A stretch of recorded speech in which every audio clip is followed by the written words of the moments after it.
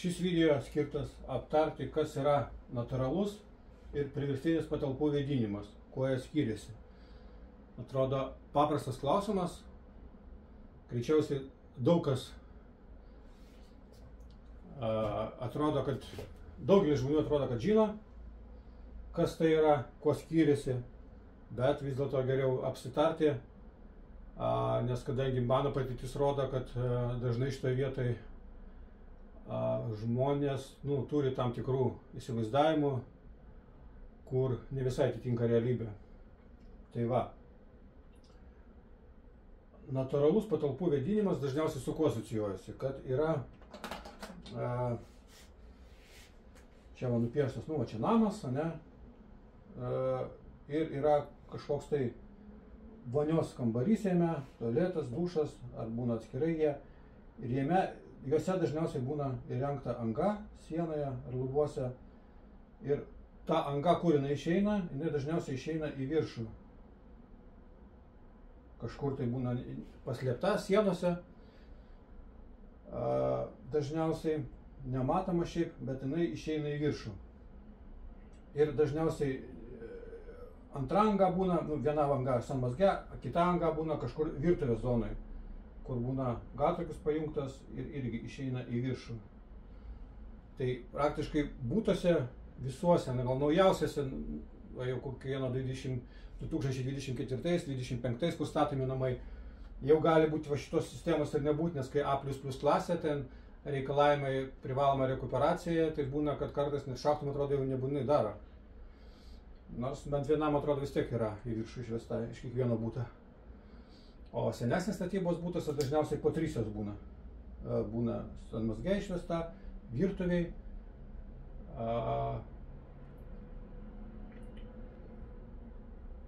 ir virtuviai 2 būna. Viena kaip sakant specialiai skirta gatrakiui, kita kaip atskirai sienoje palikta. Dažniausiai taip galima rasti. Ir daugelis žmonių mano, kad va, čia yra, šitos šachtos yra, natūralus vėdinimas vyksta ir daugiau nieko nereikia. Iki šiol, kaip sakant, nemažai žmonių taip galvoja, bet iš tikrųjų, kas yra natūralus vėdinimas, tai yra, kai visi procesai to vėdinimo, tai yra čia oro patekimo į šitą šachtą ir į šitą, tikrai vyksta. Ta prasme, jeigu jau šachta yra, daugelis galvoja, kad tikrai ten per ją ir išeina. Nupiešiu, šiltas oras pastoviai išeina.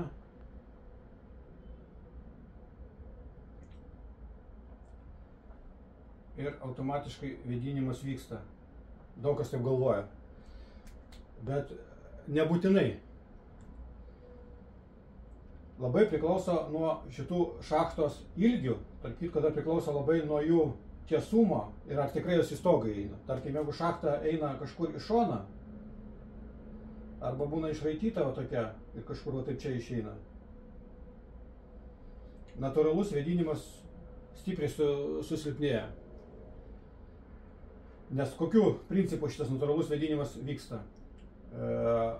Pagal tos visus slėgio, kaip sakant, dėsnius mūsų žemėje. Tai kuo arčiau žemės, tuo didesnis slėgis. Kuo aukščiau, toliau nuo žemės, žinot, žemė apvali, plečiasi erdvė ir gaunasi ten išretėjimas oro, šitoje vietoje išretėjimas oro. Ir gaunasi kuo žemiau, tuo slėgis didesnis, kuo aukščiau, tuo slėgis mažesnis. Slėgis. Ir gaunasi, jeigu čia žemiau, slėgis didesnis, ir čia angą padarom, o ta pati šachta, kaip sakant, jungia šitos 2 dalykus, lauką ir vidų. Ir jeigu šachta ilga, bent jau 3-4 metrai, jos yra, jau susidaro tas slėgio skirtumas ir oras pradeda judėti.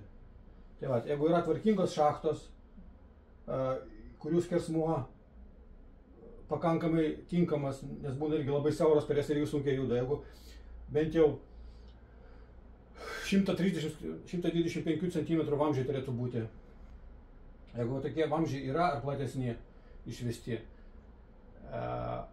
ir pakankamo ilgio šitos šachtos, kaip sakiau, tada jau natūrali trauka susidaro ir oras juda. Ir jau galima beveik sakyti, kad natūralus vėdinimas yra. Bet, kaip sakiau, bent 3 metrai turėtų būti. Jeigu nėra 3 metrų, dažniausiai jau tas slėgių skirtumas labai mažas ir beveik tas oras nejuda, jam labai sunkiai judėti. Jeigu viršė 3 metrus, ne, ir kuo ilgesnė ta šachta, pavyzdžiui, kur daugiausiai namai, kur ir 15, 16, 20 aukštų gali būti, tai jau tas šachta labai ilga, tai gaunasi išretėjimas labai didžiulis skirtumas tarp apačios ir viršaus. Tada jau ten gan greitai tas oras juda. Ir jau trauka ta natūraliai stipriai pasidaro ir galima sakyti, kad jau natūralus vėdinimas yra stiprus ir geras. Nu, vėl geras toksai netikslus žodis. Nu, pakankamai stipriai tas oras juda ir natūralus vėdinimas kaip ir turėtų pakankamai gerai veikti. Bet kas yra šiuolaikinėse namuose, net senus, kurie renovuoja namus, ką padaro su senais namais renovuotais arba naujus, kai stato, tai jos visus padaro labai sandarius. Naujos technologijos leidžia labai sandarų namą daryti. Kas yra sandarus namas? Kai visi langai uždaryti, durys uždaryti, jis sandarus. Jeigu mes iš jo bandom ištraukti orą, ten susidaro vakuumas. Kai tik vakuumas susidaro, jis neleidžia orui judėti. Ir kas gaunasi, net jeigu šachta labai aukšta, joje trauka labai stipri, oras vis tiek gali beveik nejudėti, nes nėra iš ko pajudėti. Tokiais atvejais būna, kur vien natūralių vėdinimų būtuose žmonės naudojasi, kas susidaro skersvėjai. Tai per vieną šachtą būna ateina oras, per kitą išeina. Nes vis tiek kažkurį biškį stipriau traukia, kažkurį biškį silpniau ir kažkiek priverčia tą orą judėti. Kitas momentas, jeigu bent jau praviras langas kažkiek, tai kažkur tai atsidaro langas. Jo. Taip va. Tada jau prasideda oro pritekėjimas per langą iš lauko. Ir tas vakuumo jau nėra, dėl to, kai vakuumo nebūna, jau per šachtas daug geriau oras pradeda judėti. Tai va, tada vėl net sandarus namas, bet jeigu šachtų pridaryta ir tarp jų susidaro skersvėjis, vis tiek kažkiek tai pajuda tas oras, arba pravėrus langą, kažkiek pajuda oras. Bet vėl, jeigu šachtos trumpas, tai tas judėjimas labai mažas. Kitas dalykas, apie natūralų vėdinimą reikia suprasti, kad jisai visiškai nevaldomas. Tarsi visi šitie procesai, jų gali būti ir daugiau prigalvoti, galima kas ten vyksta namuose, nes įtakai natūraliam vėdinimui, kaip ir bet kokiam vėdinimui, kas dar daro? Patalpų šildymo būdas. Grindinis, radiatoriai, oras šilumos siurbliai, kaip koks šitas šildymo būdas žiemą, taip įtaką daro natūraliam vėdinimui. Patalpų aukštis, tūris, mažo tūrio, uždaros patalpos sunkiau oras juda, didesnio tūrio lengviau. Sandarumas, šalčio tiltelė, nes būna šalčio tiltelė kažkokia siena šaltesnė, ten prie jos susidaro žemesnis slėgis, vienaip juda oras. Nejudančio oro zonas, kažkur už baldų, kažkur kažkokiuose sandėliukuose, jas irgi įtaką turi.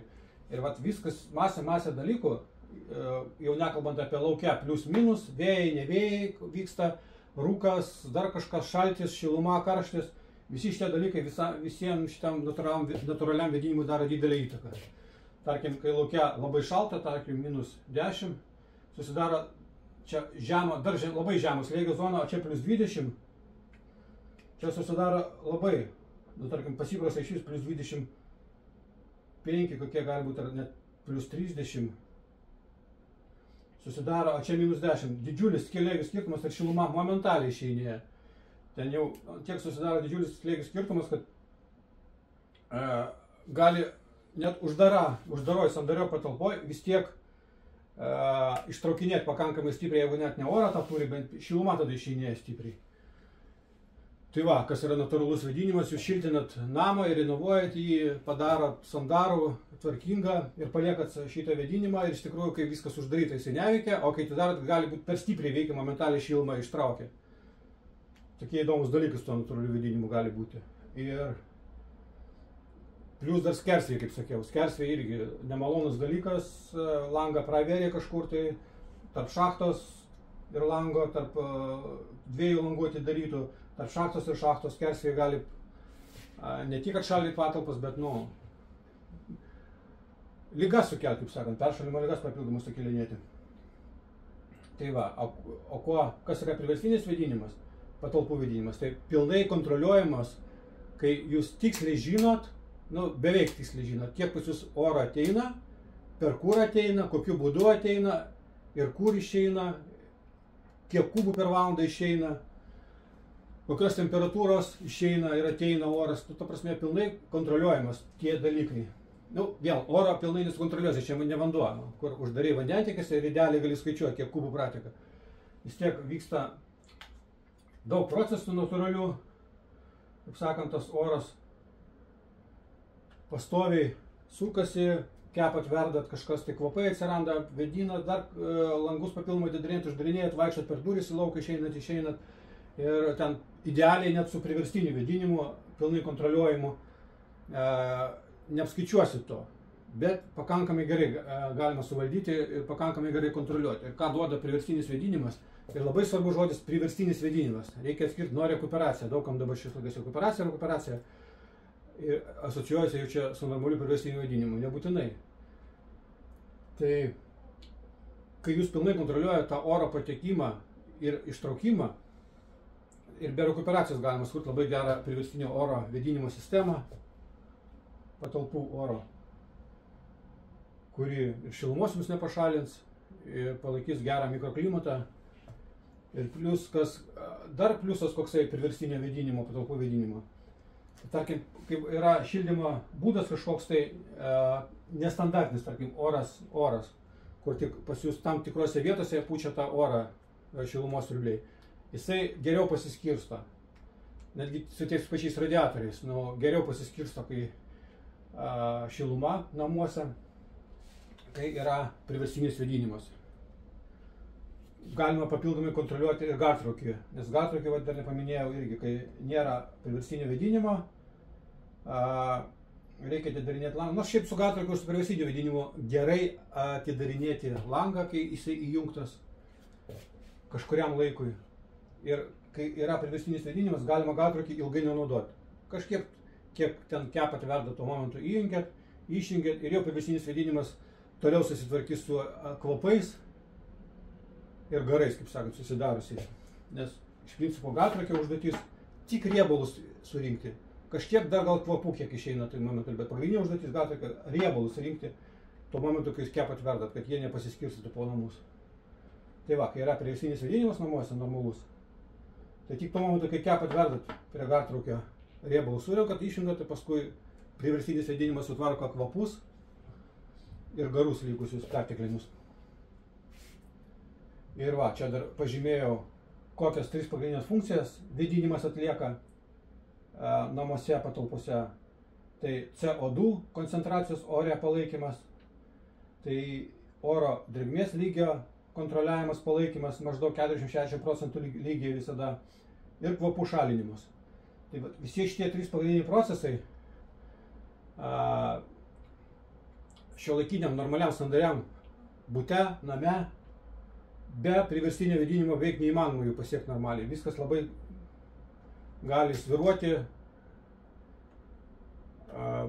būti sunkiai kontroliuojama, žaisti su langų atidarymu galima, bet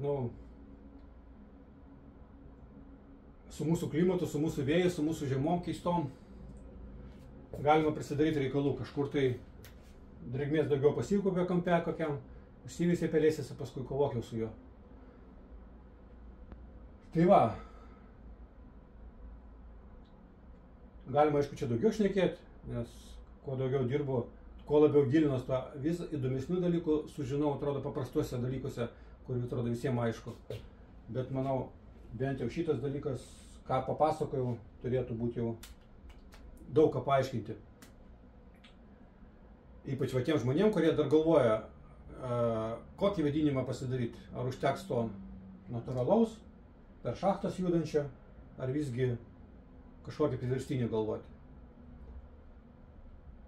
Ir dar kartą kartoju, kai šachtos eina nelygios, kažkaip iš šono būna iš vis tiesiai iš šono, o taip tiesiai per sieną išeina.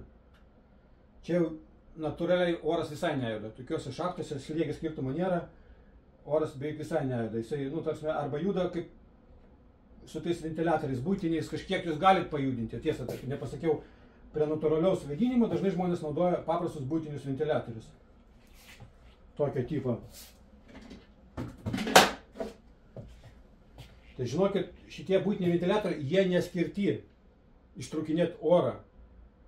Daugam irgi nustemba, kaip pasakau, daug kas nustemba, kaip taigi vasukas ištraukinėja orą. Ne, jie yra labai žemos slėgio. Tai jeigu natūraliai šachtoje nėra traukos jau susidariusios, jos negali sudaryti šitie ventiliatoriai.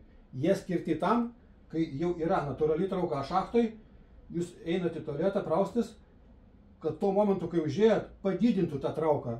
Tarsi, jinai jau yra ir ją padidina, tada jo, ventiliatoriai veikia. Bet jeigu jos nėra, dažniausiai jos nebūna, kai va tokios šachtos arba tiesiai į lauką, jos nebūna natūralios traukos. Šitie ventiliatoriai nieko neišpučia. Jie pučia, jiems jėgos neužtenka slėgio, būtent paskalių. Paskalių jėgos neužtenka. Ir gaunasi jie taip aplink save tą orą varinėja kažkiek, tai pridedi ranką lyg tai jaučiasi. Bet jeigu sonometru pamatuot, kiek jie realiai ištraukia, tai būna 2 kubai, 3 kubai per valandą maksimum jie ištraukia, jeigu nėra natūralios traukos šachtoje. Todėl kartais būna tokie stebuklai, kad ventiliatorių pigesnį, paprastesnį, kuris nesukuria iš vis jokio slėgio, ištrauki iš šitos šachtos, palieki jie tuščią, būna paprastas raitelis uždedi ir traukia geriau negu su šito ventiliatoriu. Nes tiesiog atsivėrė didesnė anga, nes šitas ventiliatorius, kaip matot, jis labai sumažina pačią angą. Jis per visą angą eina ir jeigu jis pats nesugeba sukurti normalesnį didesnį slėgio, gaunasi tik trukdo oro judėti. Tai va. Jeigu kas neaišku, klausinėkit, rašykit. Šitam tinklalapį yra elektroninis paštas. Visada labai sakyčiau, svarbu bet kokį vėdinimą atliekant pasikonsultuoti, nes meistrai, kiek aš dirbu rinkoje, tai net geri meistrai dažnai su konsultavimu labai šlubuoja. Ko reikia, kartais nepasako, ko nereikia prikalba, ten, ta prasme, matot, net paprastą dalyką aiškino apie natūralų ir priverstinį vėdinimą. Ir kiek čia jau visokių niuansų yra. O kur dar nueini ten toliau, į rekuperacijas įvairius priverstinio vėdinimo variantus, tai ten prasideda viskas ir sakau, įtaką turi va šitie stipriai dalykai reikia žiūrėti. O dažniausiai jokie meistrai nesigilina iš tos dalykus. Jie standartiškai kažką daro, sako, va šitai padarysim, būt gerai, kažkur mes tam bute padarėm visai neblogai tenai. Ir būna ne visada tą, ką jie daro vienam bute, būtinai veiks kitam bute. Su to pačiam rekuperacijom irgi galima tiek klaidų pridaryti, kad bus veltui išmesti pinigai. Todėl su vėdinimu, sakyčiau, visada reikia konsultuotis su patikimais žmonėm, kurie tikrai išmano šitą dalyką ir gali duoti garantiją. Už tai, ką sako, jeigu tai padarysit, duoda garantiją 100%, kad taip ir veiks. Tai va, tiek šiam kartui.